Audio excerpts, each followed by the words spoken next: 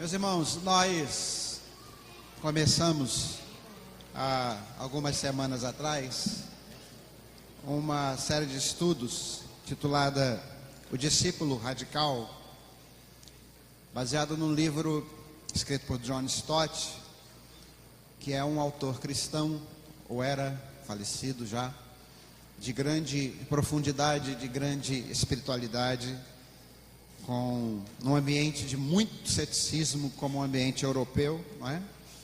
Professor de Oxford e alguém muito respeitado, tanto dentro quanto fora dos arraiais evangélicos. Coisas que nós precisamos muito hoje em dia, né? Homens e mulheres que sejam respeitados e conhecidos como cristãos, como seguidores de Jesus, tanto dentro da igreja quanto fora dele. E essa é o penúltimo capítulo do livro de John Stott que nós vamos abordar, mas não literalmente. Se você for ler o livro, você vai encontrar muitas outras coisas que lá estão, experiências pessoais do autor, e eu recomendo que você leia. Se você não tiver, nós o temos em formato digital, podemos enviar pelo seu e-mail, vale a pena ler.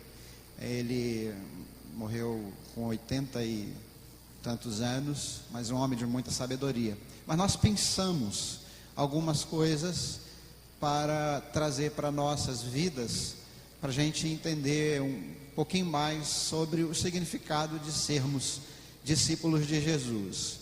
Eu lembro que os cristãos, ou melhor, os discípulos, os seguidores de Jesus, eram conhecidos assim, como discípulos.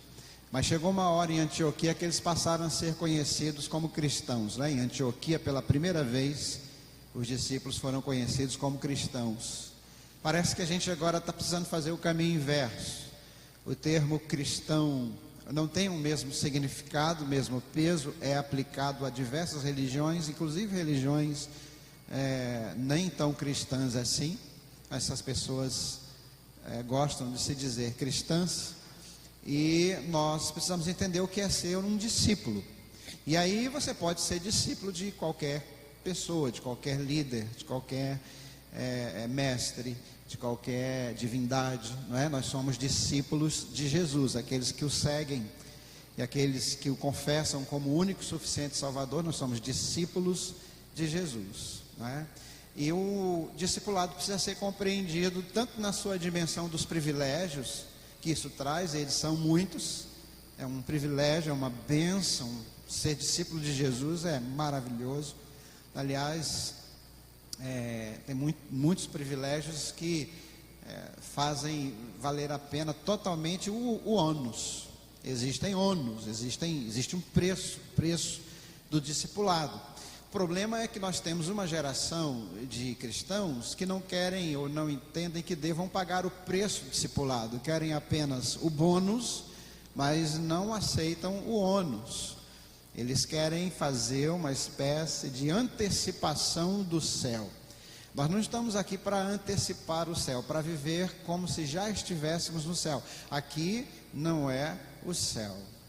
Você quer dizer isso para a pessoa que está do seu lado? Diga: meu irmão, minha irmã, aqui não é o céu, não. Aqui não é o céu. Aliás, às vezes parece mais o inferno do que o céu. Isso significa que nós vamos ter problemas. O discípulo de Jesus vai enfrentar problemas. Ele vai enfrentar turbulência. Tem uma coisa que realmente me dá um pouquinho de calafrio ainda hoje, é quando a gente está num voo qualquer e vem uma voz dizendo: atenção, senhores passageiros, apertem os cintos, estaremos atravessando uma zona de turbulência. Mas o pior é quando ele não fala assim. O pior é quando ele diz: estaremos atravessando uma zona de forte turbulência. Aí você pensa: meu Deus, né? O que é que vem aí pela frente? Por que ele não desvia? Por que ele não... É que tem vez, gente, que não dá para desviar. A zona de turbulência toma todo o horizonte e você não tem como voltar, não tem como dar a volta naquele negócio, tem que passar por dentro dele. Assim é a nossa vida. Tem uma frase que diz assim: a vida é dura para os moles. Você já viu isso? Alguém já falou isso para você?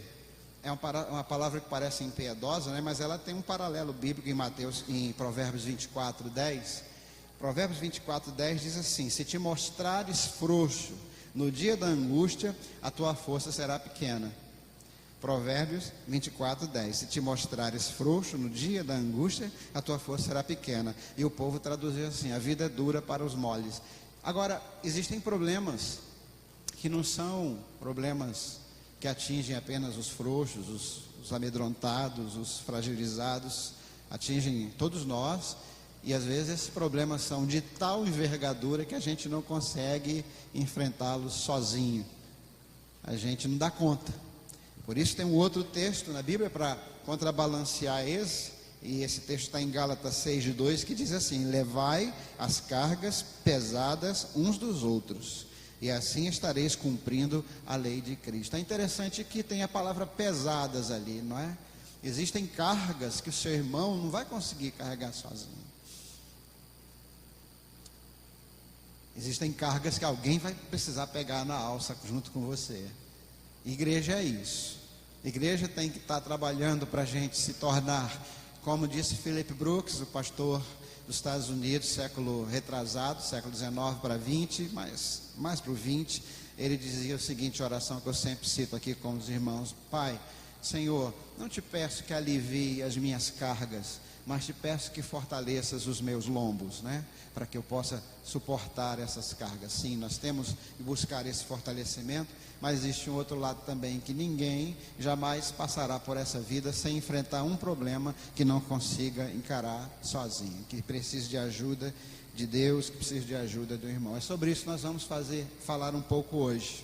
Como é que você identifica um problema desses? Um problema que realmente é sério, que não é você que está de mimimi, que não é você que está enfraquecido demais, que não é você que está, ou a pessoa que está fazendo corpo mole.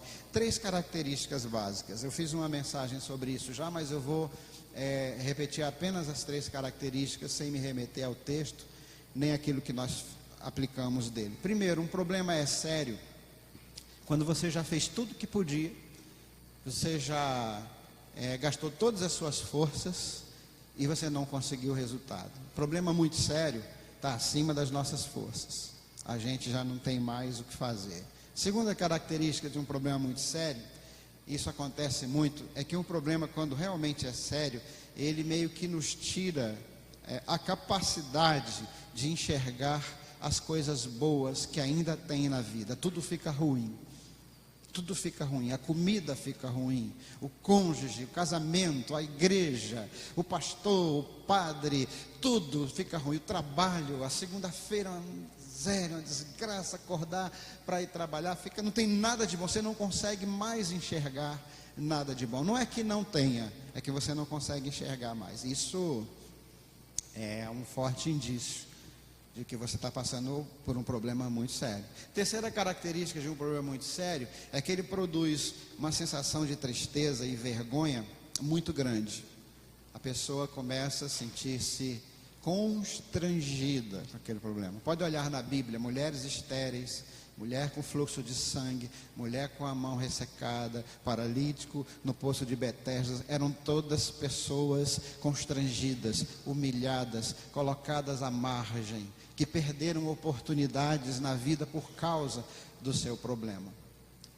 Talvez você esteja passando por um problema assim exatamente agora, ou talvez você conheça alguém que está passando por um problema assim. Aí entra a questão de nós sermos discípulos do Cristo. Os discípulos do Cristo vivo têm uma outra percepção dos problemas. É verdade que os problemas promovem tudo isso.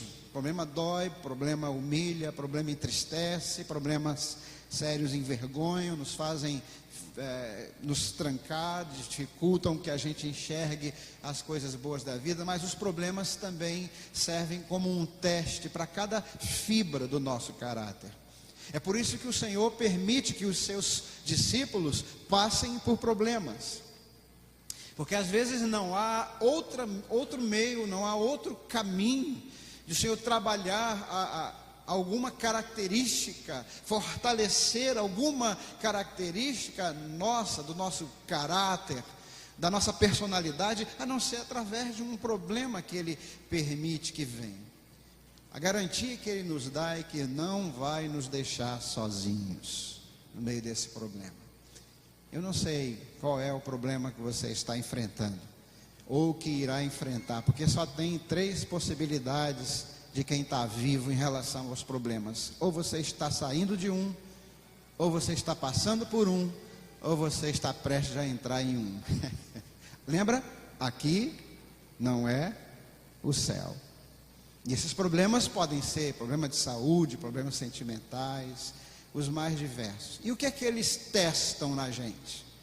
Eu separei aqui 5 coisas, e é óbvio que eles testam, os problemas nos testam em muito mais quesitos, muito mais itens, mas eu quero ficar apenas com esses 5.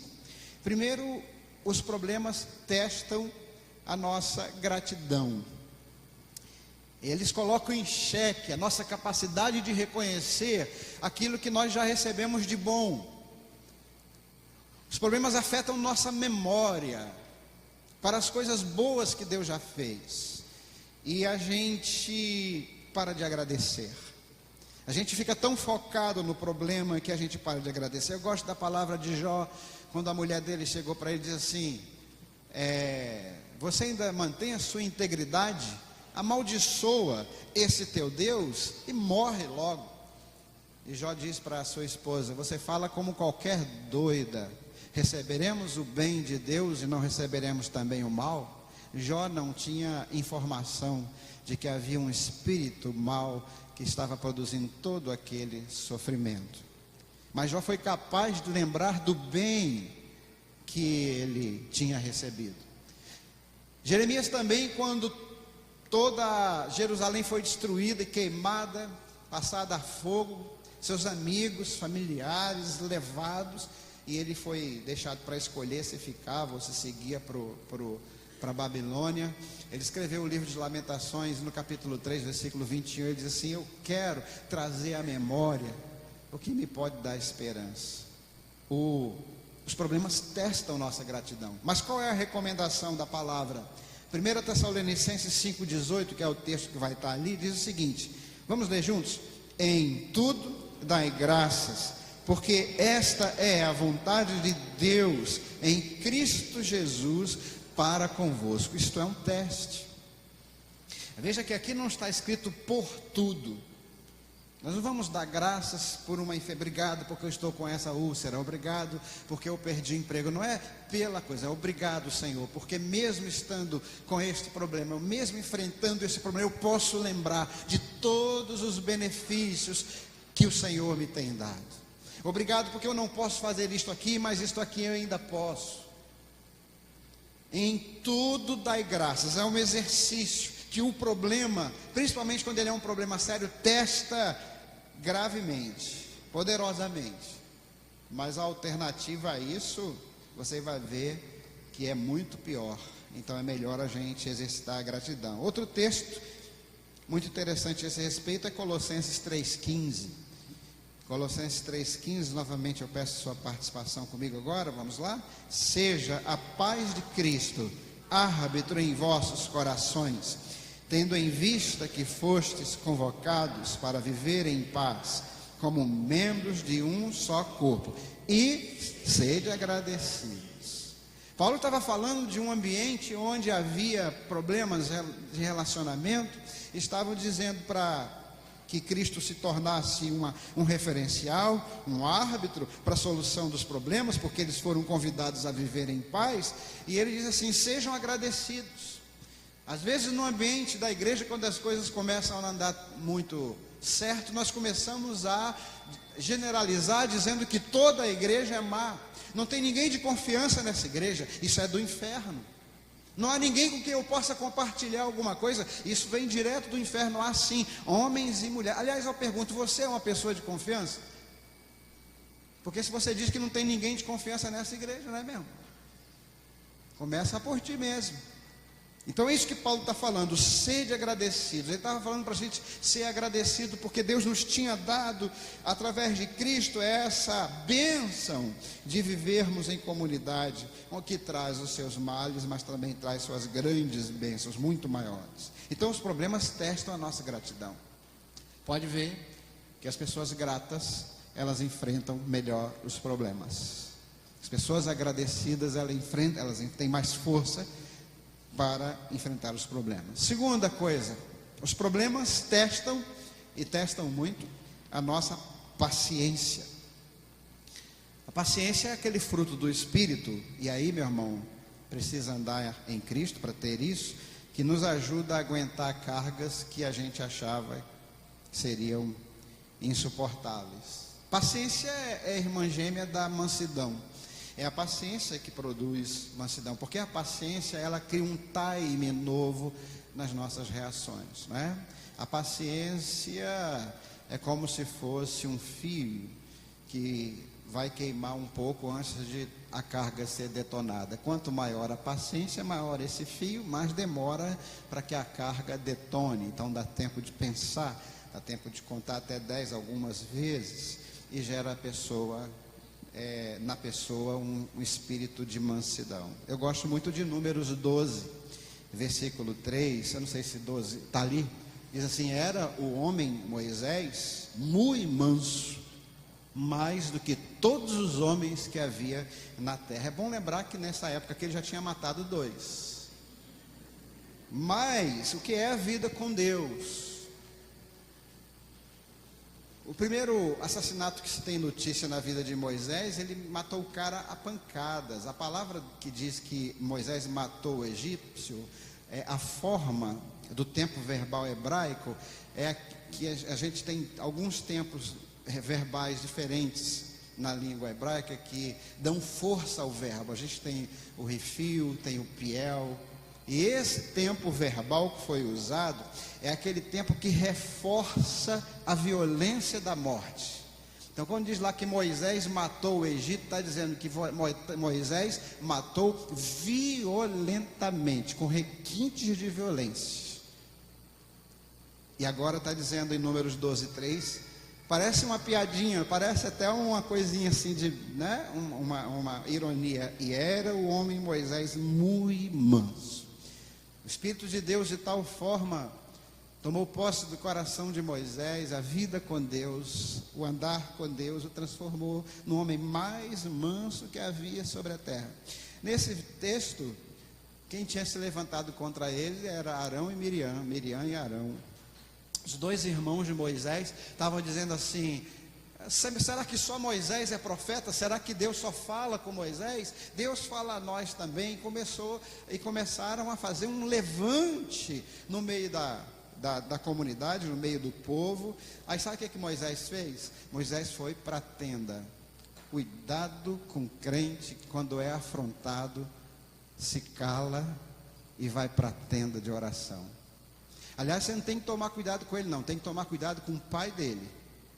Adivinha do lado de quem que Deus ficou? Deus está sempre ao lado dos mansos. Deus está sempre ao lado dos mansos. Minha esposa um dia me deu um livro chamado Paciência, a virtude mais útil do mundo. Foi muito útil mesmo para mim. Aliás, eu estou tendo que ler esse livro de novo. Faz tempo que eu estou precisando ler esse livro de novo. Paciência, a virtude mais útil do mundo. Você precisa de paciência o tempo todo, na fila do banco, na fila do ônibus, no trânsito maravilhoso de Porto Velho, nas burocracias dos nossos órgãos oficiais, em tudo você precisa de paciência. Paciência, como Deus trabalha a nossa paciência no dia a dia e como os problemas da vida testam a nossa paciência. Mas quando nós andamos com Deus, um homem que chegou a matar 2 pessoas se tornou o homem mais manso da terra. Terceiro, os problemas testam nossa resiliência. Existem muitas definições para resiliência, várias definições bacanas, mas eu vou ficar com uma que eu gostei muito, que é uma definição mais técnica. não fala de resiliência humana, mas pode ser aplicada na física. Resiliência é a capacidade que um material qualquer tem de voltar à condição anterior depois de sofrer uma forte pressão.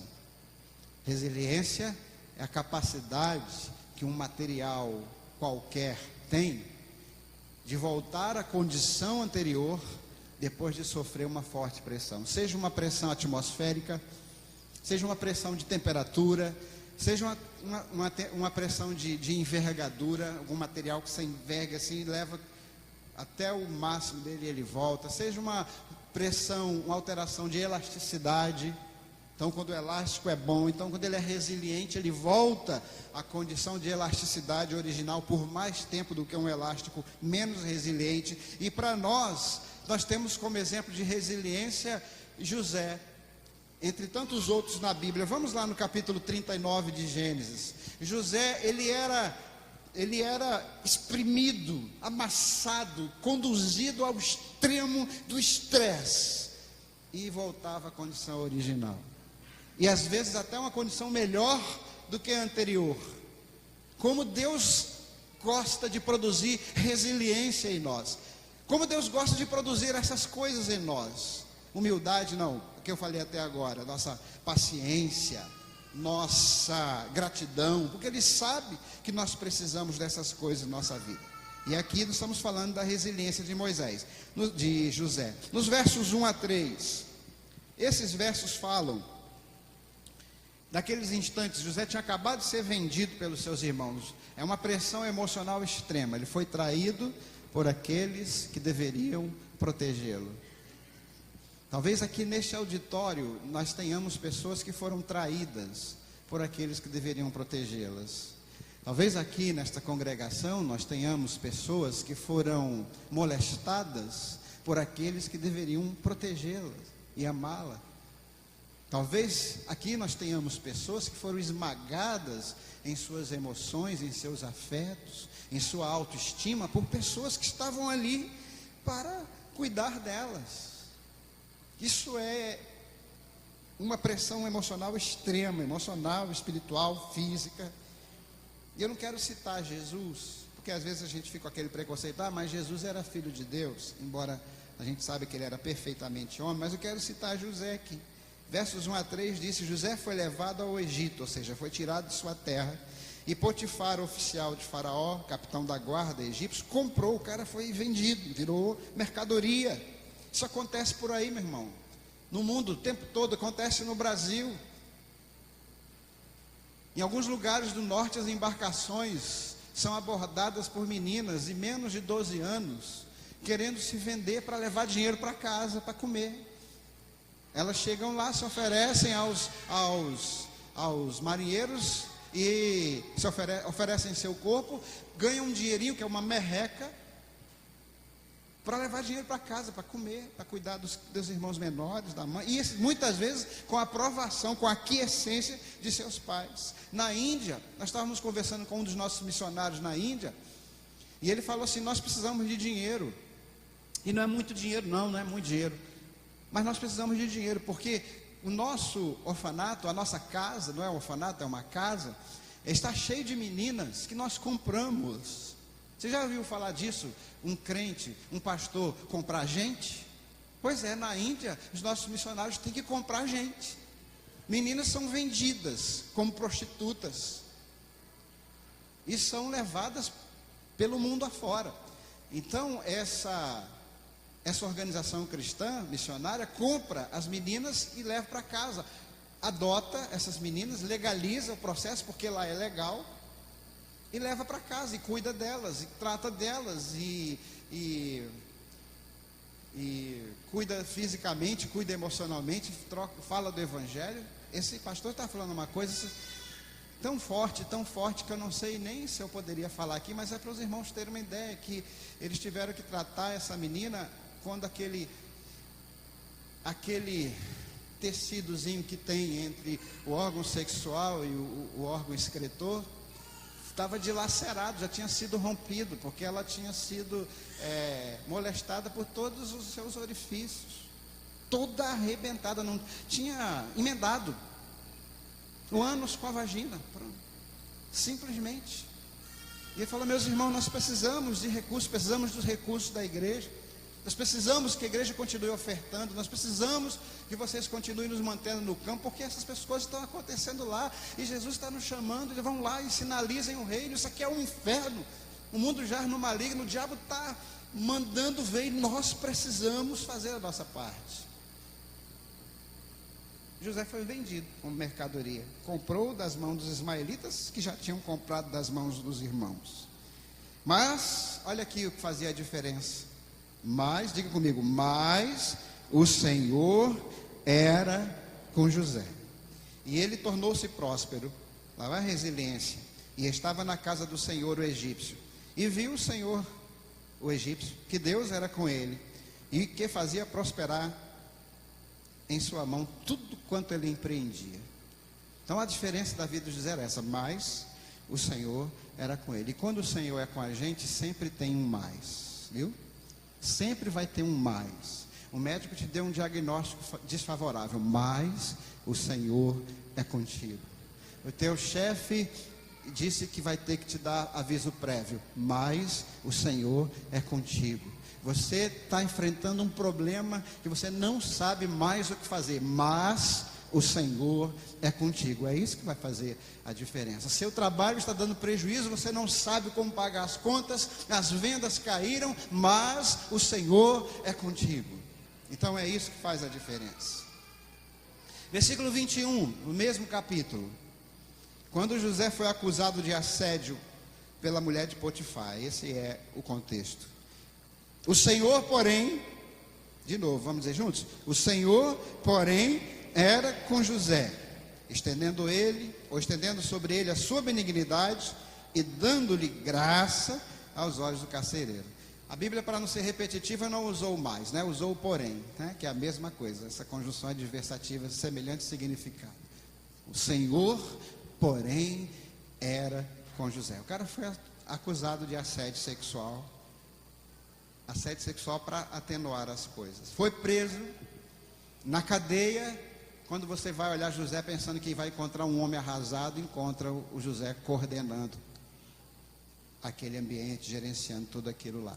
E assim vai. Essa é a frase que acompanha a vida de José, seus altos e baixos. E ele se tornou um homem que tudo que acontecia com ele era levado ao extremo das suas capacidades físicas, mentais, emocionais e espirituais. Mas porque o Senhor era com ele, ele voltava à posição, à situação, à condição anterior e até melhor. É isso que o Senhor quer fazer com você.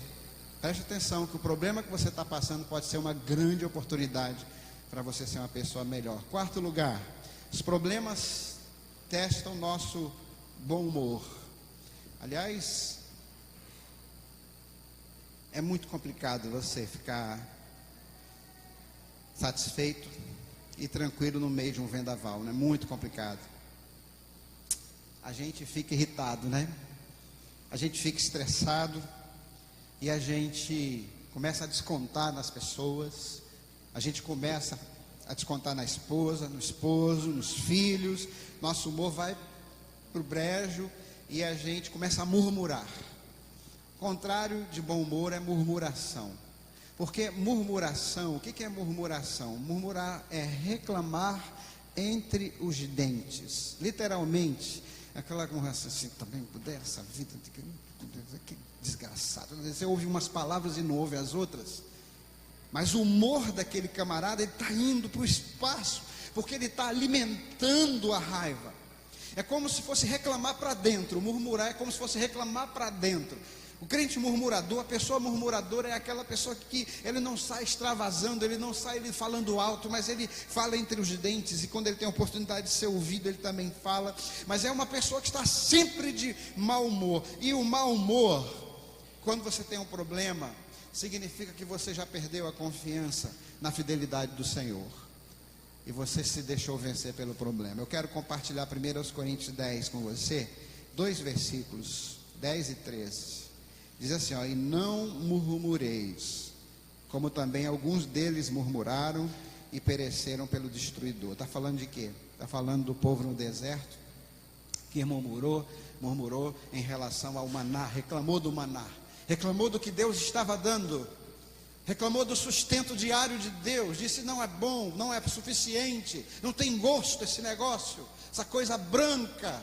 Como é que vamos ficar comendo isso? Eles não viram que aquilo estava produzindo uma saúde neles, que nenhum exército ao redor de Israel foi capaz de suportar, de enfrentar o exército de Israel frente a frente, às vezes com menos homens.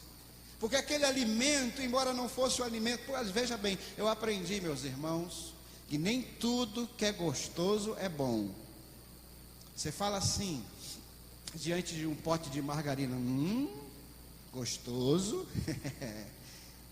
vai usando margarina, vai usando essas coisas que a gente acha gostoso, esses alimentos que os meninos se entopem lá, aquilo aumenta a pressão, aquilo faz um mal terrível. Comam com moderação, que esse pacote de salgado que tem lá, gostoso. Olha, é impressionante como a indústria do alimento consegue produzir coisas que não são alimentos, mas que parecem alimentos e às vezes são mais gostosas do que alimento de verdade. Quer ver aquele macarrão instantâneo? Misericórdia, aquilo ali, a molecada da Gabriel, foi difícil a gente tirar esse vício. Até hoje, quando ele pensa em miojo, ele lacrimeja pela boca.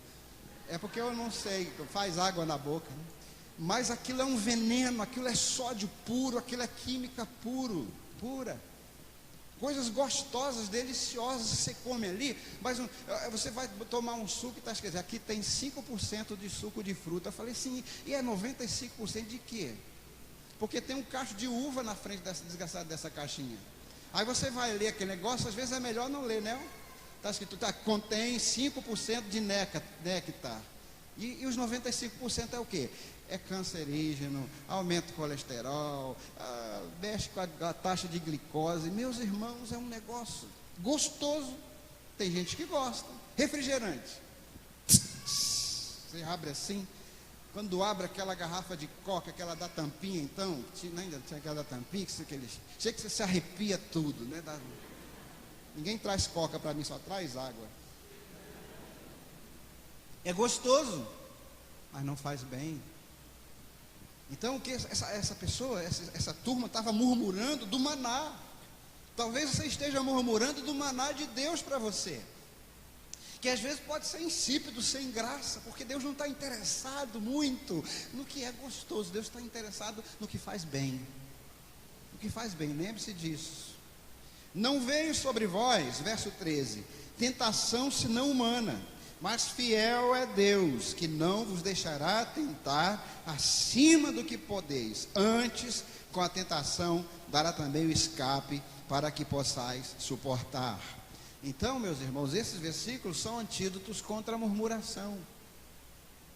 A murmuração detona com o teu humor. Os problemas, quando eles são adequadamente, saudavelmente enfrentados, você começa às vezes a achar graça de algumas coisas. Você começa a rir de você mesmo. Você começa a aprender a não se levar tão a sério, no bom sentido. Acho que às vezes a gente se leva a sério demais. Não pode acontecer nada de errado, ninguém pode falar nada, a gente é intocável. O que você pensa que é? Então as pessoas bem-humoradas, elas não se abatem com tanta facilidade, e elas também não praticam a murmuração, que alimenta o mau humor, e o mau humor faz o mal, baixa a taxa de imunidade e baixa a taxa de humanidade também. Um cabra mal-humorado é capaz de fazer cada coisa com o outro e consigo mesmo, que é melhor evitar. 5. Os problemas testam a nossa humildade.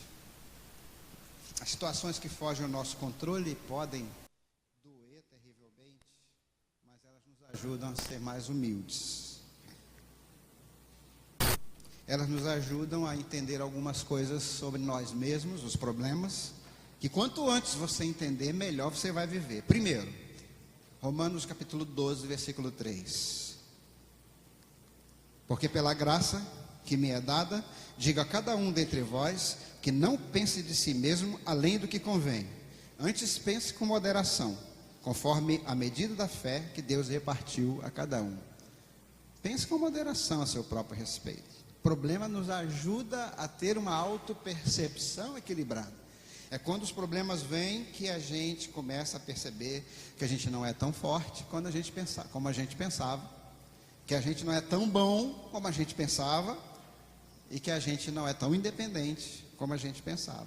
Tiago capítulo 4, verso 6, a parte B diz: Deus resiste aos soberbos, mas dá graça aos humildes. Agora, há uma outra coisa que os problemas fazem, que está dentro desse ponto da humildade, quando ele produz autopercepção, que é mostrar-nos mais profundamente as maldades que nós mesmos fizemos. Veja, pastor Nélio da Silva, aqui num dos nossos aniversários, falando sobre os problemas da vida, ele disse, como bom quase americano que é, ele gosta de usar percentagens, ele disse que 80%, eu acho que é mais, tá? Mas ele disse que 80% dos problemas que a gente passa foram provocados por nós mesmos, foram autoproduzidos. São resultados de decisões equivocadas. E eu vejo gente sofrendo, eu vejo gente se maltratando, vivendo uma vida horrível, um casamento terrível, uma vida sem graça, sem misericórdia, sem expectativa, sem esperança, por causa das suas decisões. E uma das decisões equivocadas que as pessoas mais tomam é se defenderem ou se sentirem de alguma forma que não são pecadoras, que não precisam do perdão, que não precisam se render a Cristo, que não precisam confessar seus pecados. Quando você olha na televisão e começa a ouvir as pessoas falando de suas vidas, uma das coisas que você mais ouve é essa: eu não me arrependo de nada do que eu fiz, pobre criatura. O arrependimento é nada mais do que o reconhecimento dos erros cometidos. E quando nós estamos falando biblicamente, arrependimento não é só reconhecimento de erro, é reconhecimento de pecado e de perdição. É reconhecimento de uma situação de total incapacidade de reverter a sua própria condução, ou melhor, a sua própria condição humana e espiritual. Paulo disse: miserável homem que eu sou, quem me livrará do corpo desta morte? Agora, uma das pessoas que mais me ensinam sobre confissão é Davi. Davi era um homem considerado e chamado homem segundo o coração de Deus. Por isso mesmo ele era sensível aos seus pecados, mas às vezes, pelo status, pela posição dele, pelo seu temperamento e pela pecaminosidade intrínseca, ele não conseguia enxergar todos os seus pecados. Um dia ele estava de folga em casa, viu uma mulher bonita banhar-se, desejou aquela mulher e pediu que a trouxesse, mandou que a trouxessem ao palácio. Batseba foi levada ao palácio, mulher de Urias, e ele a tomou para si. E depois, se vocês quiserem conhecer mais a história, leiam lá nos livros de Samuel, e provavelmente 1 Samuel, isso aí, né? Essa história. Então aconteceu toda aquela situação, ela engravidou, ele mandou Urias para a frente da batalha, Urias morreu e ele a tomou para si como esposa. E tem um versículo lá que diz assim: e isso não foi bom aos olhos do Senhor. Ah, meus irmãos, quantas coisas nós fazemos, e que caberia essa legenda, quantas coisas nós faremos, talvez não o adultério, ou quem sabe o adultério, mas quantas coisas nós fazemos, que caberia, se fosse um filme, embaixo essa legenda: isso não foi bom aos olhos do Senhor. Só que Davi não percebeu, E aí Deus levantou Natã. Natã significa dádiva, presente. E é um presente ter um amigo, profeta como Natã. Natã foi lá, contou a história para Davi, disse que tinha um fazendeiro que tinha uma ovelhinha só, ele era um fazendeiro pobre, uma fazenda pequena, e ele comia junto com essa ovelha, dava comida na sua boca, era um animal doméstico. E havia ao lado desse fazendeiro um outro fazendeiro com muitas ovelhas. Certa vez recebeu um visitante e não querendo matar uma das suas muitas ovelhas, foi lá e pegou a ovelhinha única do fazendeiro do seu vizinho, matou e fez o guisado com ela. E Davi diz assim: é digno de morte quem fez tal coisa. Aí Natã diz assim: tu és este homem, tu fizeste isso, porque tomaste a mulher de Urias, a única mulher do teu general, do teu soldado fiel, e tu com tantas mulheres. Ele tinha, naquela época o rei tinha esse direito de ter tantas mulheres. Fizeste isso, tomaste a ovelhinha única que Urias tinha. E aí Davi cai imediatamente em convicção de pecado e escreve esse salmo, Salmo 51. E nós vamos ler juntos apenas 4 versos dele, à medida que apareçam ali. Vamos lá juntos?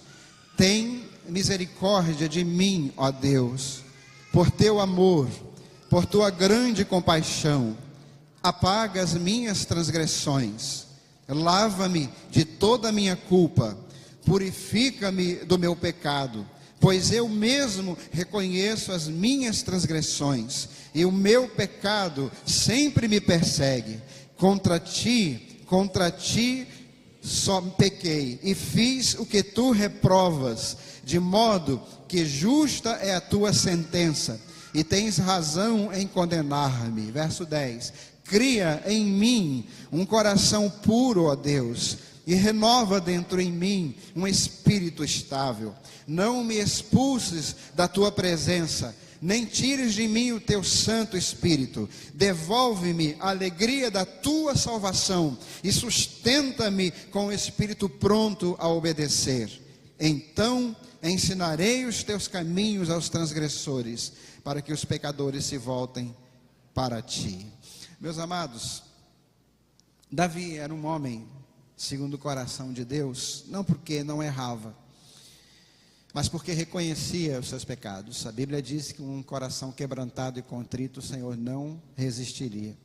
E os problemas da nossa vida, eles vêm até nós também como uma oportunidade que testa a nossa humildade, a humildade de reconhecer que a boa parte dos problemas que nós vivemos é porque nos distanciamos de Deus, ou é porque fizemos alguma coisa errada, ou é porque dissemos alguma coisa errada, ou é porque alguma decisão nós não consultamos ao Senhor.